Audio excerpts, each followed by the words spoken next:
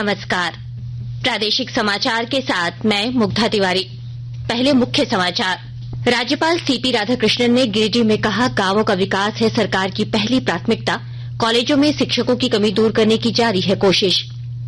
मुख्यमंत्री हेमंत सोरेन ने ओडिशा के मयूरभंज में महान संताली साहित्यकार और ओलचिकी लिपि के जन्मदाता पंडित रघुनाथ मुर्मू की जयंती पर किया माल्यार्पण।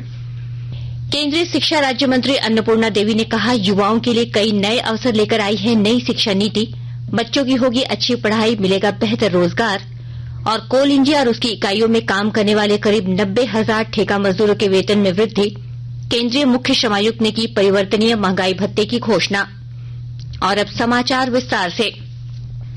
राज्यपाल सीपी राधाकृष्णन ने कहा है कि सरकार की पहली प्राथमिकता गांवों का विकास करना है, जिसके लिए सबकी भागीदारी और एकजुटता जरूरी है। उन्होंने कहा कि अगर हम सब लोग एकजुट रहेंगे तो निश्चित रूप से विकास होगा।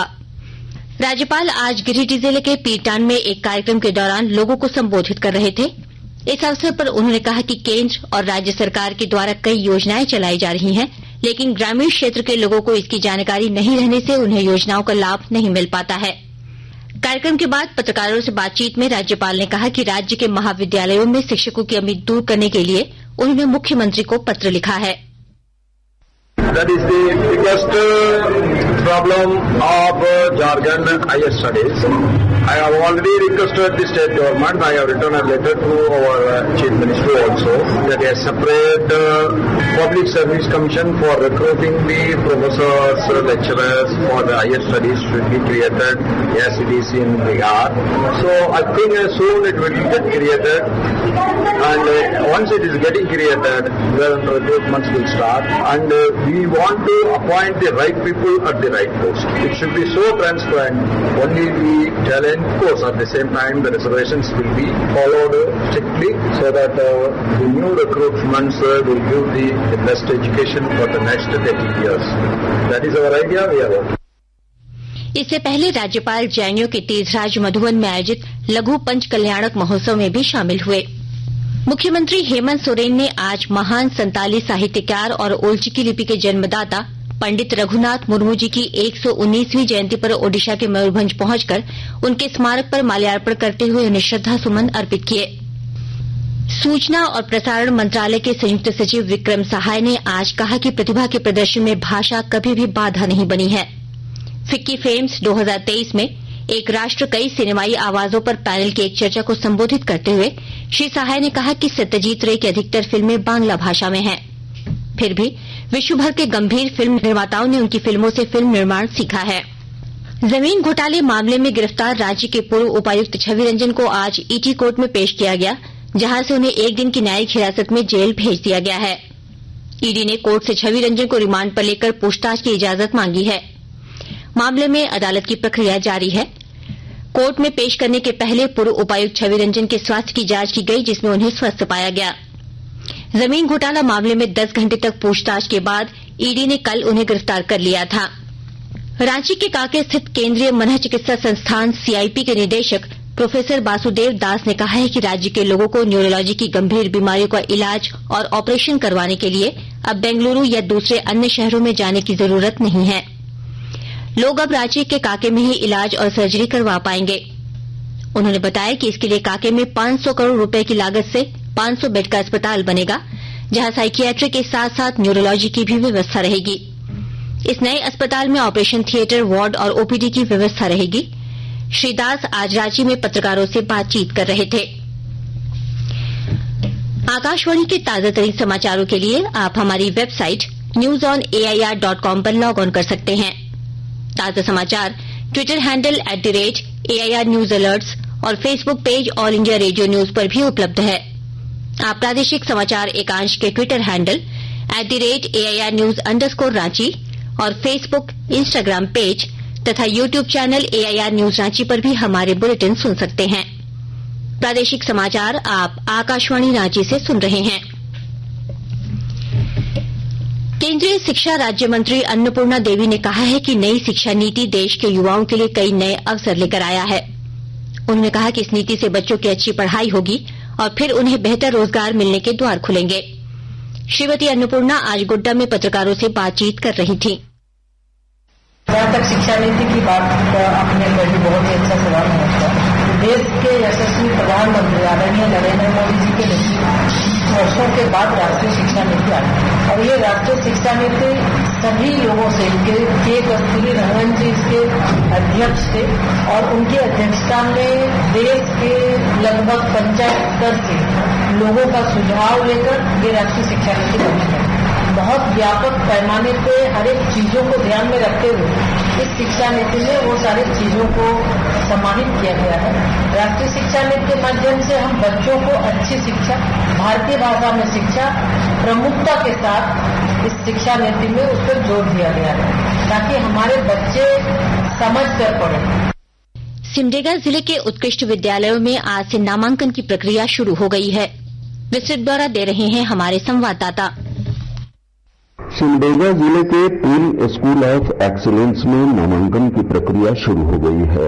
इसके लिए जिला शिक्षा अधीक्षक कार्यालय ने आवेदन पत्र जारी कर दिया है। जिन 3 स्कूल में नामांकन लिया जाएगा वहां कक्षा 6 से 9 तक की कुल 225 सीट हैं। इन विद्यालयों में CBSE पैटर्न पर अंग्रेजी माध्यम से पढ़ाई होगी। आवेदन जमा करने की अंतिम तिथि 15 मई है। स्कूल ऑफ एक्सीलेंस में SS+2 विद्यालय, SS बालिका +2 विद्यालय और कस्तूरबा गांधी बालिका आवासीय विद्यालय शामिल हैं। मनोज कुमार सिन्हा, मनी, आकाशवाणी समाचार, सिमडेगा। रांची के गौसलर कॉलेज और झारखंड फिलोसॉफिकल फोरम की ओर से 15 मई को कॉलेज कैंपस में 1 दिवसीय राष्ट्रीय संगोष्ठी का आयोजन होगा।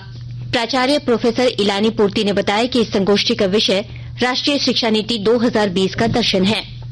कोल इंडिया और उसकी इकाइयों में काम करने वाले करीब 90,000 ठेका मजदूरों के वेतन में वृद्धि हुई है। केंद्रीय मुख्य श्रम आयुक्त ने औद्योगिक क्षेत्र के ठेका मजदूरों की अगली छमाही के लिए परिवर्तनीय महंगाई भत्ते VDA की घोषणा कर दी है, जिसके अनुसार इसमें 35 से 59 रूपये तक की बढ़ोतरी हुई है। कोल इंडिया के कार्यकारी निदेशक कार्मिक अजय कुमार चौधरी ने सभी कंपनियों को जारी पत्र में विभिन्न संवर्गों के श्रमिकों के लिए नई मजदूरी दर 1 अप्रैल 2023 से लागू करने का निर्देश दिया है। पूर्वी सिंहभूम जिले के उलटी थाना स्थित पारस नगर में अपराधियों ने एक ऑटो चालक की पीट कर हत्या कर दी। घटना की सूचना के बाद पहुंची पुलिस ने घायल को अस्पताल पहुंचाया, जहां डॉक्टरों ने उसे मृत घोषित कर दिया। बोकारो के चंदन कियारी स्थित एक निजी कंपनी के प्लांट में ठेका श्रमिक की हादसे में हुई मौत के बाद आक्रोशित लोगों ने आज मुआवजे और नौकरी की मांग को लेकर सड़क जाम कर दिया। परिजनों का आरोप है कि प्लांट में काम करने के समय मजदूर के ऊपर भारी रॉड गिर गया, जिससे उसकी मौत हो गई। केंद्रीय युवा कार्य तथा खेल मंत्री अनुराग सिंह ठाकुर और उत्तर प्रदेश के मुख्यमंत्री योगी आदित्यनाथ ने आज लखनऊ में खेलो इंडिया यूनिवर्सिटी गेम्स 2022 के लिए प्रतीक चिन्ह, जर्सी, शुभंकर, टॉर्च और एंथम का शुभारंभ किया। तीसरा खेलो इंडिया यूनिवर्सिटी गेम्स 23 मई से 3 जून तक खेले जाएंगे। उद्घाटन समारोह लखनऊ के बाबू बनारसी दास यूनिवर्सिटी में 25 मई को आयोजित किया जाएगा। हजारीबाग में अमृत ट्रॉफी फुटबॉल प्रतियोगिता का समापन कल होगा। इस कार्यक्रम में भोजपुरी फिल्मों की अभिनेत्री अक्षरा सिंह भी उपस्थित रहेंगी। इस प्रतियोगिता के बारे में जानकारी देते हुए स्थानीय सांसद जयंत सिन्हा ने बताया कि हजारीबाग के फुटबॉल खिलाड़ियों को प्रोत्साहित करने के लिए यह आयोजन किया जा रहा है। राज्य के अधिकतर हिस्सों में अगले 5 दिनों के दौरान अधिकतम तापमान 4 से 5 डिग्री सेल्सियस तक बढ़ सकता है। मौसम विभाग के अनुसार राज्य के कुछ हिस्सों में आज हल्की बारिश होने की भी संभावना है। झारखंड समेत देश विदेश में आज बुद्ध पूर्णिमा मनाई जा रही है। 563 ईसा पूर्व में आज ही के दिन गौतम बुद्ध का लुम्बिनी में जन्म हुआ था और आज ही के दिन उन्हें बिहार में बोधगया में निर्वाण की प्राप्ति हुई थी। इस अवसर पर मुख्यमंत्री हेमंत सोरेन ने राज्यवासियों को बुद्ध पूर्णिमा की बधाई दी है। अपने संदेश में उन्होंने कहा कि सत्य, प्रेम, अहिंसा और भाईचारे का परम संदेश देने वाले भगवान गौतम बुद्ध का जीवन और शिक्षा हमें हमेशा प्रेरणा देता रहे। इधर बुद्ध जयंती के अवसर पर जमशेदपुर में आज सुवर्ण वर्णिक समाज ने कुलदेवी मां बागेश्वरी की पूजा अर्चना की, जिसमें पूर्व मुख्यमंत्री रघुवर दास, जमशेदपुर के सांसद विद्युत वरण महतो और विधायक सरयू राय भी शामिल हुए। अंत में मुख्य समाचार एक बार फिर। राज्यपाल सीपी राधाकृष्णन ने गिरिडीह में कहा, गांवों का विकास है सरकार की पहली प्राथमिकता। कॉलेजों में शिक्षकों की कमी दूर करने की जारी है कोशिश।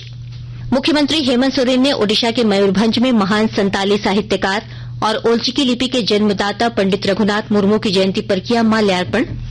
केंद्रीय शिक्षा राज्य मंत्री अन्नपूर्णा देवी ने कहा, युवाओं के लिए कई नए अवसर लेकर आई है नई शिक्षा नीति।